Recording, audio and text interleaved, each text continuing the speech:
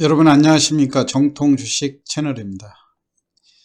1월 11일 화요일인데요. 오늘 시장에서는 최근에 이제 장세가 그 미국의 금리 인상이라든가 이런 것 때문에 상당히 미국 시장도 또 주가가 불안정하게 움직이고 있지 않습니까? 우리 같은 경우도 종목별로 개별 종목들이 주가가 지금 상당히 그 조정폭이 크게 움직이고, 그 다음에 이제 금리가 인상할 때는 아무래도 금융주 쪽이 유리한 면이 있겠죠. 그래서 유일하게 금융주들이 좀 강한 흐름을 보여주고, 자금력에서 우수한 그 삼성전자라든가 이런 쪽으로 외국인들이 편중해서 매수를 하는 이런 상황이라, 지수는 그런대로 안정세를 보이지만 실질적으로 개별 종목들이 느끼는 체감 지수는 주가가 30포인트, 40포인트 하락한 그런 거를 방불케 하는 상황이죠.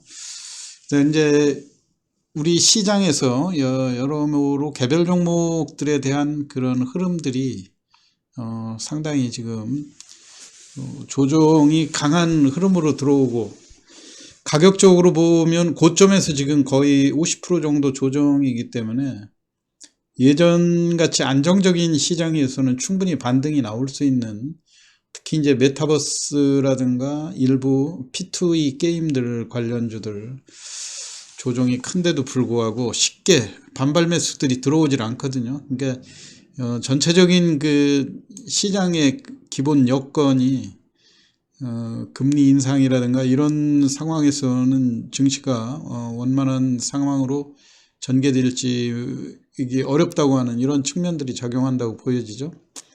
그래서 오늘 시간에는 제가 대선 후보, 이제 대선까지 3월 9일인데 이제 60일 남도 안 남았지 않습니까? 한 57일 정도 남았을 거예요. 오늘까지 해가지고. 근데 이제 물론 대선 후보에 대한 것은 여론의 동향에 따라서 그때그때 진행이 이제 엎치락 뒤치락 한다 이렇게 볼 수 있죠. 그렇기 때문에 대선까지 아직 갈 길이 멀다고 하는 점, 그리고 앞으로 또 어떤 변수가 생길지 모르기 때문에 단기적인 여론 동향에 일희일비하지 말고 맨날 올라가는 종목만 따라가서 매매를 하고, 또 그 종목에서 물리면 또 다른 종목으로 또 돌아가고 이렇게 우왕좌왕할 것이 아니고요. 어떠한 그 지지율 상위에 있는 후보, 이런 종목들 이렇게 여러분이 포트폴리오로 딱 한 종목에 국한해서 할 것이 아니고요. 몇 종목을 나눠 가지고 보시면서 순환매에 잘 대비하시는 전략이 필요할 거라고 보여져요. 물론 여러분들이 정치적인 이런 견해 이런 것들은 물론 주식시장의 그 차트로 분석하는 것도 아니고, 각자 가지고 있는 정치적인 그 판단이 높으신 분들도 있을 거니까요. 제가 주식시장에서 보고 느꼈던 그런 내용들, 과연 이제 지금 현재 2강 1중 아닙니까? 이재명 후보, 윤석열 후보, 안철수 후보, 요 세 후보가 각자 밀고 밀리는 치열한 그 공방전이 벌어지고 있는 이런 상황에서 과연 여러분들이 이재명 후보 쪽에 그 매매를 할 경우에는 어떤 경우에 중점을 두고 어떤 종목을 매매를 해야 될 건지, 또 윤석열 후보가 유리한 국면이 됐을 땐 윤석열 후보의 주도주는 어떤 건지, 그리고 또 주도주라 해도 어느 시점에서는 일단 그 매도를 기울여 놓고 다시 또 재매수 시점을 노려야 되는지, 이런 그 포인트에 대해서 간략히 설명을 드려보면요. 우선 지지율 1위를 보이는 이재명 후보, 그 민주당에서 전체적으로 지금 똘똘 뭉쳐가지고 열심히는 하고 있는데 지지율이 40% 넘지 못한다는 것이 하나의 단점으로 지적될 수 있지 않겠습니까? 그래서 지금 최근에도 몇몇 종목 이재명 관련주로 알려져 있는 흔히 대표적으로 동신건설 이런 종목들을 많이 꼽을 수가 있죠.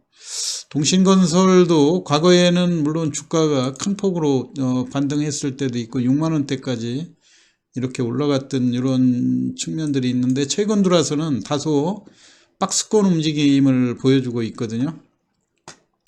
35,000원 요 선에서 4만원대 요 정도의 박스권으로 움직인다고 하는 점. 오늘 같은 날도 이 가격 변동이 상당히 크죠. 그리고 이재명 후보의 그 단점은 이제 물론 이제 정책이라든가 이런 거 연일 잘 내고는 있는데, 이 대장동 이슈가 하나의 최고 아킬레스건 아닙니까?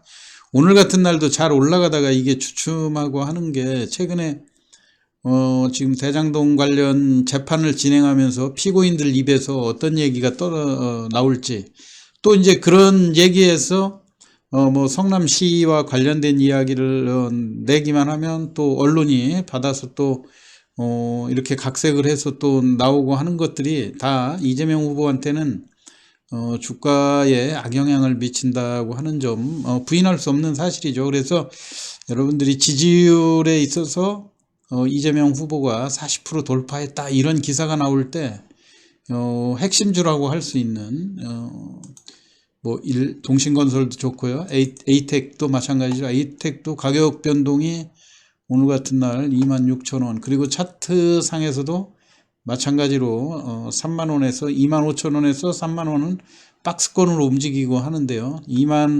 오늘 이미 종가에 24,500원대로 진입하지 않았습니까? 그러면 내일 정도 또 약하면 일단 사놓고 다시 반등하기를 기다려 볼 수 있는 그런 가격대라고 보여지고요.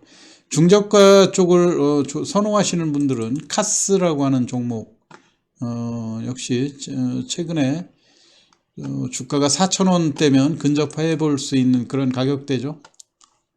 이 종목하고 이스타코도 대략 3,200원대, 오늘 3,200원대에서 3,500원대까지 또 급등하는 그런 모습이었죠. 장중 변동이 10%까지, 하루 일교차가 10% 넘게 그런 변동하는 그런 모습들을 볼 수가 있어요. 이재명 후보는 또 그렇고요. 또 윤석열 후보가 최근에 장점이라고 그러면 지금 당내에서 당대표하고 상당히 그 오랜 기간 동안 그 분열 과정을 많이 겪어오다가 극적으로 화해를 하면서 잃었던 청년 지지층이 급작스럽게 다시 또 올라가고 있다고 하는 점, 이런 면에서 보면 윤석열 후보에 대한 관련주들의 주가 동향도 움직임은 아주 상당히 좋아 보여요. 오늘 같은 날 7% 덕성이라고 하는 이런 종목 핵심주로 많이 꼽히지 않습니까? 물론 바닥권에서 지금 횡보 기간도 길었고 전에처럼 그렇게 아주 급등 양상은 아니지만, 그래도 서서히 어느 순간에 좀 안정적인 지지층을 확보했다 싶으면 주가가 바로 상방 탈출할 이런 모습들을 갖추고 있다고 하는 점. 근데 오늘 또 7% 넘는 상승에서 보합까지 밀리는 그런 모습들을 보여줬거든요. 이 종목도 마찬가지고요. 애니능률이라고 하는 종목도 오늘 장중에 6% 넘는 지지율에서 무려 마이너스 8%까지 이렇게 가격 변동이 심하다고 하는 점, 이런 것들을 여러분들 염두에 두시면서 철저하게 급등했던 하는 구간에서, 그리고 특히 최근에는 아무리 대선 관련주들이 좋다고 해도 그 종가를 양봉으로 굳혀놓는 사례들이 별로 없거든요. 장중에 치고 빠지는 전략이 항상 이렇게 윗꼬리가 길게 남겨지는 그런 차트로 보여지고 있다고 하는 측면에서 보면 이게 전강 후약 패턴이거든요. 그러니까 종가 무렵에는 어떤 이야기가 나올지 모르니까 매물이 강화되는 그런 측면들이어서 장중에 5% 이상 상승할 때 일단 매도하고 관망하다가 종가 무렵 재매수하는 그런 전략이 좋을 거라고 보여지고요.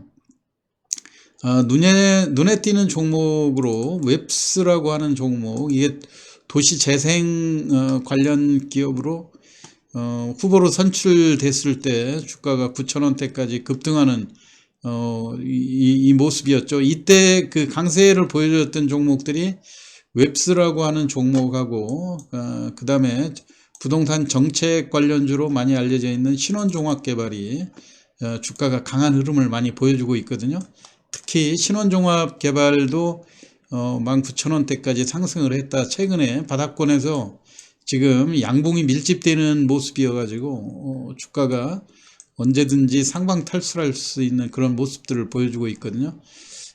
오늘 같은 날도 13,000원까지 급등을 했다가 다소 좀 하락되는 그런 모습이기는 한데, 여하튼 차트가 보이는 이런 관점에서 지지율이 현재까지 청년층의 지지율을 회복하면서 강한 모습들을 보였을 때, 같은 윤석열 관련주 중에서 신원종합개발의 주가 변동을 한번 눈여겨보셔야 된다고 하는 점이고요.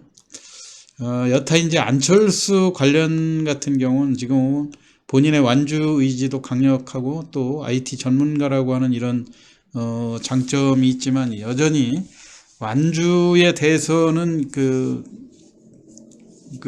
이제 그렇게 믿음을 확고하게 얼만큼 심어줄 수 있느냐가 변수가 되겠죠.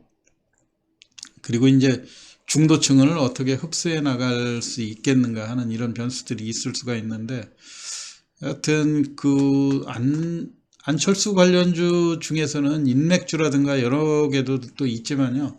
아무래도 IT 전문가다 보니까 IT 관련주 쪽에 포인트를 맞추는 게 좋겠죠.